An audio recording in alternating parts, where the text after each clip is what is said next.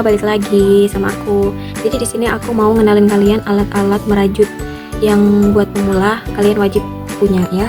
Yang pertama yaitu hakpen. Di sini aku ada beberapa ukuran, sebenarnya banyak. Cuma yang aku masukkan ke video ini cuma 3 ini aja ya, karena ini yang sering aku pakai. Nah, ini catatan buat kalian para pemula yang mau merajut atau lagi belajar merajut. Kalian beli aja hakpen sesuai dengan ukuran yang mau kalian pakai. Contohnya ini yang sering aku pakai adalah hakpen yang rose. Ukurannya di sini ada ukuran 3 dan 4, dan yang sering aku pakai yaitu ukuran 4 karena menyesuaikan dengan ukuran benang ya. Semakin kecil benangnya, maka kalian juga perlu hakpen yang ukuran kecil seperti ini. Karena di sini aku ada project membuat sesuatu, jadi aku pakai benang polycherry. Nah, biasanya kalau aku pakai benang polycherry, yang selalu aku pakai adalah hakpen yang rose dan ukurannya 4 ini. Sebenarnya ukurannya ada banyak, mulai dari 1, 2, 3, 4 dan seterusnya ada. Cuma yang di sini aku pakai ukuran 4 dari hakpen rose. Hakpen sudah, kita lanjut ke gunting. Kalian perlu banget yang namanya gunting. Ya, gunanya untuk memotong benang. Nah, tapi biasanya aku lebih suka itu pakai ini, korek api, karena nanti hasil potongannya bakalan lebih rapi seperti ini. Beda kalau misal pakai gunting. Kalau pakai gunting nanti lilitannya seperti ini, bakalan kembang gitu benangnya. Kemudian kalau misal kalian sudah selesai merajut, kemudian ada lebihan benang sedikit, kalian pakai korek aja, kemudian kalian rapikan, itu juga bisa. Nah, yang selanjutnya yaitu jarum tapestry. Nah, kalau nggak salah jarum tapestry ya namanya. Dulu aku beli itu satu cup ini. Cup itu isinya kalau nggak salah 6 atau 7, sekitar segitulah.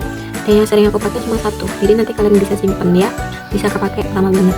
Nah, gunanya apa sih jarum tapestry ini? Gunanya adalah ketika kalian sudah selesai merajut, kemudian ada lebihan benang ya, ketika kalian sudah potong, kemudian kalian mau rapikan karena benangnya panjang, kalian tinggal masukkan ke jarum tapestry, kemudian kalian rapikan ke sisi-sisinya pakai ini. Nah, seperti menjahit gitu ya. Ini jarum tapestry ini kepake banget. Kemudian penanda. Nah, sebenarnya aku punya banyak banget penanda, cuma yang sering aku pakai yang bentuknya seperti ini. Sebenarnya penanda itu banyak macam-macamnya. Yang aku pakai yang ini. Nah, ini juga sangat penting karena nanti ketika kalian membuat rajutan, kalian lupa hitungannya, kalian mending pakai ini untuk jadikan penanda. Cara pakainya seperti ini. Nah, contohnya ya, di sini sudah 5 putaran. Nah, kalian kasih penanda. Kemudian mau buat lagi, dilanjutkan putaran ke-6. Kalian buat di sini. Nah, nanti akhirnya akan sampai di sini. Ini mempermudah kalian untuk menghitung putaran gitu ya. Ini namanya penanda. Dan yang gak kalah penting, kalian harus mengenali jenis-jenis benang. Nah, ini aku sebenarnya ada beberapa benang. Benangnya itu yang ini polycherry. Kalau polycherry ini lebih ringan, dia ukurannya juga kecil. Kemudian ada juga benang yang polyester. Polyester itu benangnya lebih mengkilat, dan juga untuk ukurannya hampir sama, cuma kadang ada yang lebih besar dari ini sedikit. Kemudian ada juga benang katun ya, benang katun. Katun itu empuk, biasanya dipakai untuk selimut, kemudian topi bayi. Nah, buat seperti itu ya.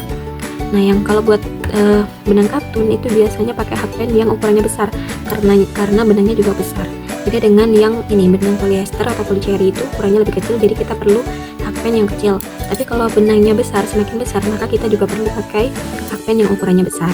Itu ya, jadi hakpen sama benang itu menyesuaikan ukurannya. Jadi buat kalian yang pemula yang mau merajut, beli alat seadanya. Kalau kalian mau buat selimut ya, benangnya kan ukuran besar. Nah, kalian bisa pakai yang ukuran 4 seperti ini ya, bukan hakpen yang rose ini, bukan. Kalau rose ini rata-rata ukurannya kecil. Kalian cari aja hakpen yang bentukannya seperti ini. Nah, ini penghitnya besar ya, hakpennya besar tuh. Beda sama ini yang ukuran 7 dan ini ukuran 5. Nah ya, perbedaannya terlihat jelas. Jadi cukup sekian dulu videonya. Nanti kita buat next contoh-contoh istilah dalam merajut. Bye bye.